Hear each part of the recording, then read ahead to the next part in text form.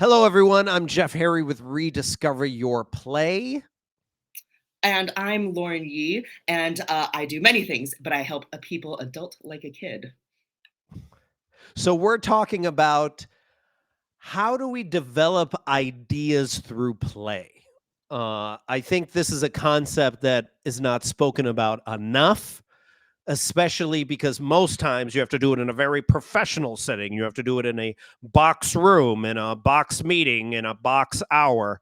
And this idea of actually developing ideas through play is really what I think is like the natural way in which we come up with ideas. What do you think?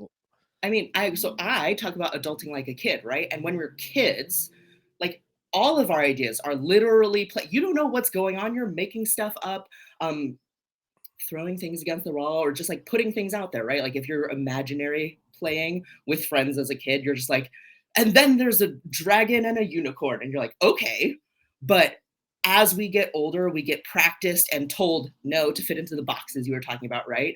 And there's like a correct way or a professional way, or like that's inappropriate. And you're like, but it's an idea. And like you never know where that's going to go because it gets shut down so quickly. Hmm. And it actually reminds me, I'm trying to look it up. There actually reminds me of a study that was done by NASA, um, where they uh, followed 1,600 kids from this Head Start program, and they found that they were considered 98% of them were considered geniuses, meaning they were able to come up with a lot of really creative ideas, right? But as they got to the age of 10, it went down to only 30%. By they got to the age of 12, of age of 15, it went down to 12%. And now as adults, it's at a dismal 2% maintain the level of creative genius, meaning this idea of being able to come up with a plethora of ideas, to be able to see things in a unique way. And we kind of lose that because of this culture that is designed to like have us fit into certain boxes, and we lose that creativity that creates the innovation that frankly we need in order to like save the world.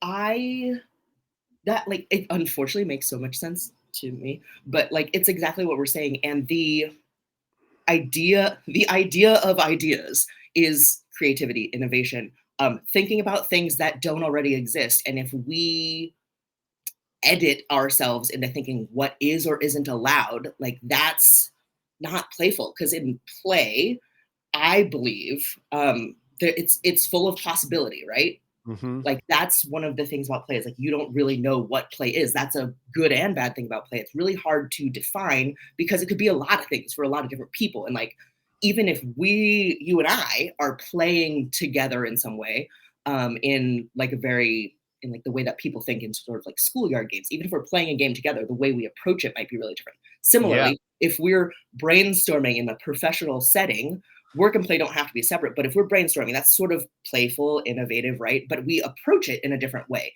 And if the way that I'm thinking about it, my perspective, if I bring that to the table and you're like, nope, like that's not playful.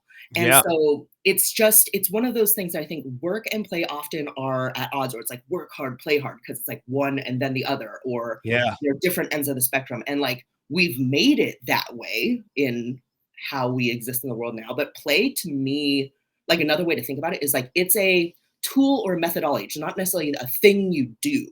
It's how you approach stuff. It's a mindset. It is how you collaborate, co-create, and it feels so important because it literally is the possibility. Like play is possibility. It's a low stakes way to try stuff or say stuff. Hmm. Sometimes you say stuff and you can't even get to the trying because it gets stopped.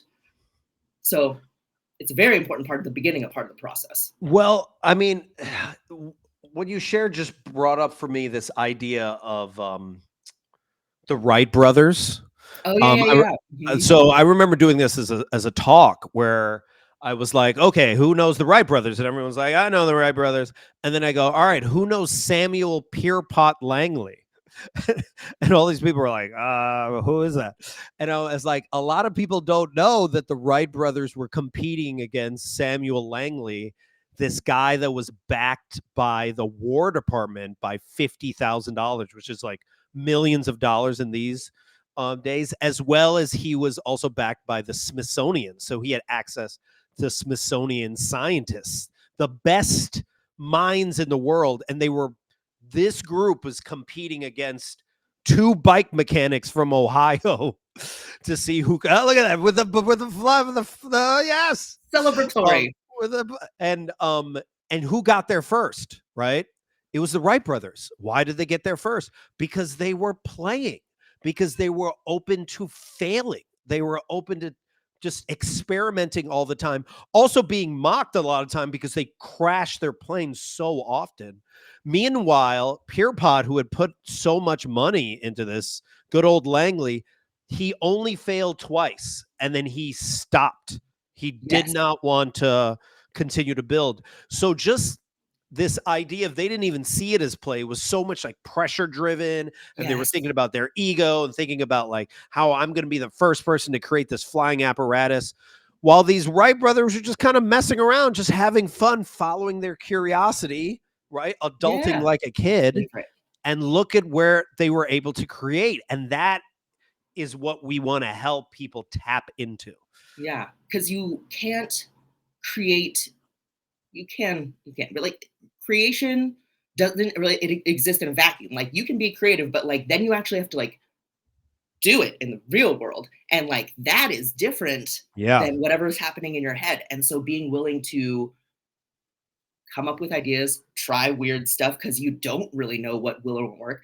In a very like work like speakers, professional teams, like anybody, if you aren't willing to fail, you can't try stuff because it's like market testing. Like you don't really know like what you think is gonna Yeah. like land, and the pressure Yeah. like, oh, but the results and the data and all this stuff says this will work, and then you test it and nobody likes it. Like you have to try stuff. You have to try. And this is where it ties into the Playday Summit, right? Mhm. Because having speakers test out new subjects, new ideas they've always wanted to present, but never have had the platform to do it.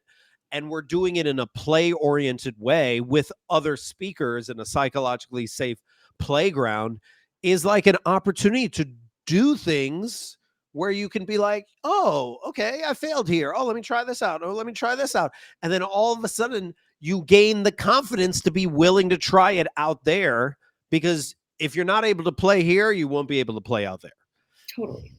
And using the sort of Wright brothers flight sort of mindset as well, like when with speakers specifically, and in a lot of professions, but with speakers specifically, we are practiced in figure like we know what people want to hear in the sense of like buzzwords, right? Like people want innovation. Mm-hmm.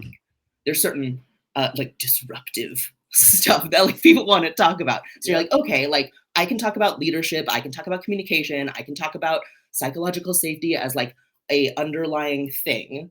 But when you are excited about something, like play is about being interested and like wanting to do something and like having a good time. And when you figure out what that is that you want to talk about or do or work on at work or whatever, like that is when magical things happen. And like the Wright brothers were just like doing something they were interested in and messing around. And then it worked. And like that's what people gravitate to and find out about. And like, how would anyone, especially at the time in the world, know about these like two brothers in like the middle of nowhere? Like there was an internet then, but people found out because they did something and were successful, and it like spread and like energy gathers. So and it almost ties in with when people go viral now, right? The Wright brothers were the original viral sensation. But in order for us to come up with these really amazing ideas, you need to create the playground in order to do it. And that's what the Playday Summit is going to be. So we hope that you're able to come to this event. We hope that you're going to be able to play more to come up with new ideas. And there's anything else, Lauren? If people aren't practiced, it's okay. We are play professionals and happy to help get you there. All right. We hope to see you there. Take care.